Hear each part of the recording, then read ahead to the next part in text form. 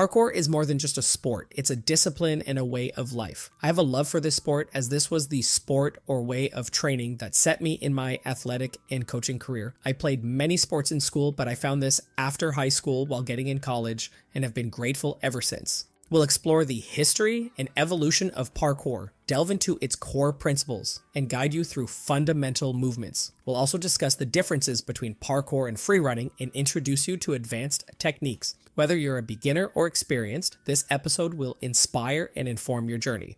Parkour originated in the late 1980s in France, developed by Raymond Bell, and later popularized by his son David Bell and his group of friends known as the Yamakasi. Inspired by military obstacle course training, they adapted these movements to navigate urban environments with speed and efficiency.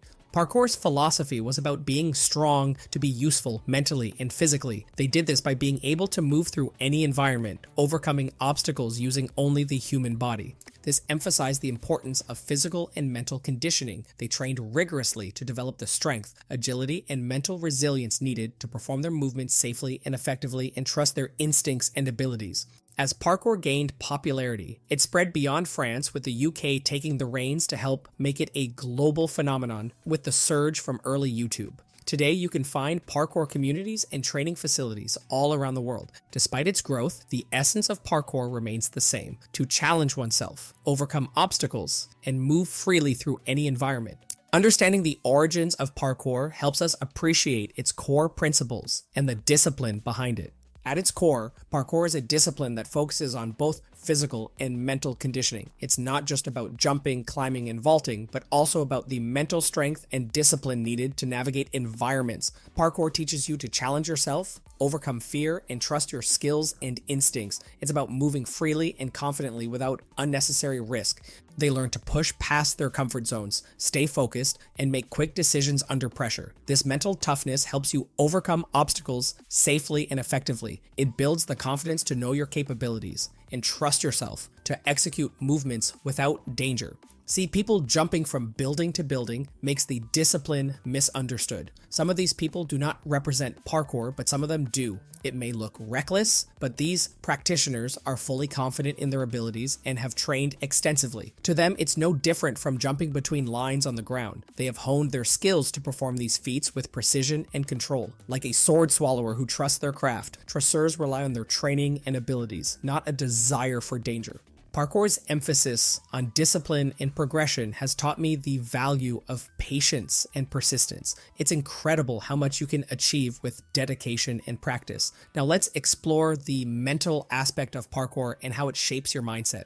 Overcoming fear and building confidence are central to the practice. When you're faced with a daunting jump or a high wall, it's your mindset that determines whether you succeed or hesitate. Fear is a signal from your brain saying that there is a potential for danger and to watch out. It does not always mean you are in danger. There is a difference. Training in parkour helps you develop a strong mental attitude. You learn to push past your comfort zone, trust your abilities, and stay focused when those fear signals arrive instead of freezing. The challenges you face in training teach you resilience, problem solving, and the importance of staying calm in difficult situations. One of the most powerful lessons I've learned from parkour is the concept of breaking jumps. This involves repeatedly practicing a challenging movement in a safe environment until you are ready to do the big move for real. Then that move becomes just another thing you can do. Every time you successfully break a jump, you reinforce the belief that you can overcome obstacles, both in parkour and in life. Embracing the mental challenges of parkour has made me more confident and resilient in all aspects of life. Understanding what fear is, understanding the real or unreal dangers of it, and how to overcome it can help nearly anywhere. Now that we understand the mental aspect, let's move on to the fundamental movements that form the foundation of parkour to get training. These fundamental movements form the building blocks and ensure you move safely and efficiently in parkour. First, learn how to fall safely. Being able to practice confidently means trusting yourself and knowing how to fall without injury. Practice falling forwards, backwards, sideways, slipping, and tripping like a stuntman. Make these movements instinctual so that when it happens for real, you're prepared. The basic movements are often instinctual. The precision jump involves jumping from one point to another, landing softly on the balls of your feet without falling. Start with small distances, like a street curb, and gradually increase the distance or height. Vaults involve going over obstacles without stopping. Types include the speed vault, Kong vault, and lazy vault. Aim to go over an obstacle smoothly, landing on one foot to continue your motion, and be creative with how. Moving up and down heights requires additional skills. Going up is harder and involves a wall run and a pulling motion with your feet. For a wall run, run towards the wall, place your foot about waist high, and push up. If your foot slides down, you're too far forward, and the opposite of you push too far away from the wall.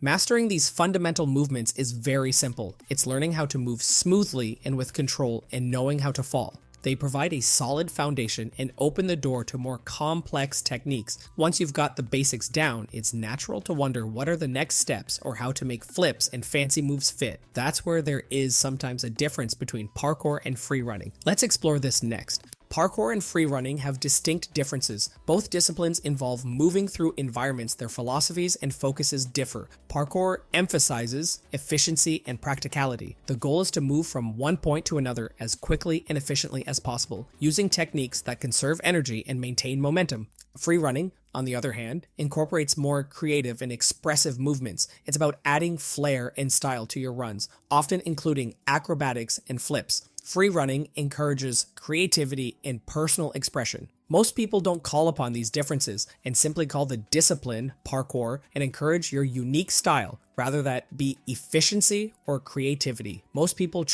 blend elements of both in their training.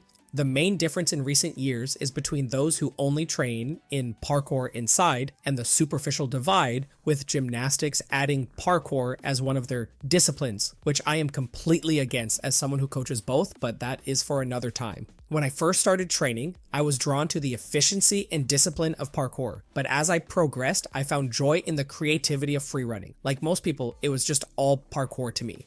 Now that we've covered the fundamentals, let's look at some as fundamental parkour movements, focusing on the efficiency side, but are less important on the priority, but you must have seen them. These three techniques require a higher level of strength, coordination, and confidence. The lache is a dynamic movement where you swing from one bar to something else, such as a precision or to another bar. Hang from a bar and swing your body back and forth. Get your legs far from you on the forward, kick as late as you can, and relax on the backswing. When letting go, throw the bar behind you. The cat leap, or arm jump, is another versatile movement. It involves jumping from one wall to another and catching yourself hanging on the edge. To land, catch the surface with your legs first to absorb, then grab it with your hands. The jump, pull and step up with the jumping leg, then kick off as you twist. The tic-tac is a technique where you use a wall to change direction or gain height. Approach the wall at an angle, plant one foot on the wall, and push off to propel yourself in the desired direction. Incorporating these movements with the last movements gives you the best list of a starting point and in the order I would teach them. Falling, then overcoming, going over, under and down obstacles and heights, then landings, bar swings, and cat leaps. Now let's say those are all already easy, or you want to know what cool tricks you can start adding into your movements. These would be the ones I would recommend starting to learn first.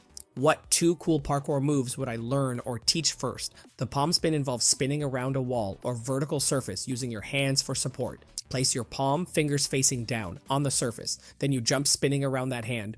Progressions are super easy. Start with a surface knee height and do the technique to get on the surface, then eventually spin until you land where you started. Next would be finding something that is nearly 45 degrees and doing it there, slowly finding a more steep surface. Another would be something called a frisbee, since you can practice it with little danger. Facing one direction, dip your chest, pivot, and scoop as you turn. Lifting your chest, you kick your back heel up and use your front leg to jump.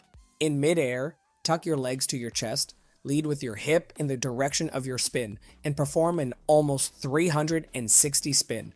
Maintain visual contact with the ground the entire time. Practice the sweeping motion and 360 jump, then add the tuck and gradually increase power until you unlock the full frisbee move.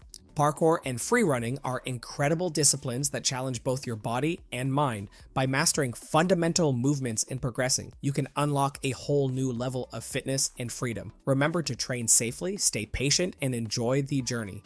If you enjoyed this episode, make sure to subscribe for more. For a free training plan focused on movement that will help you get the skills needed to be a parkour athlete, visit our website at awesomeninjafitness.com or check the description to get yours for free. Keep pushing your limits, stay agile, and stay awesome.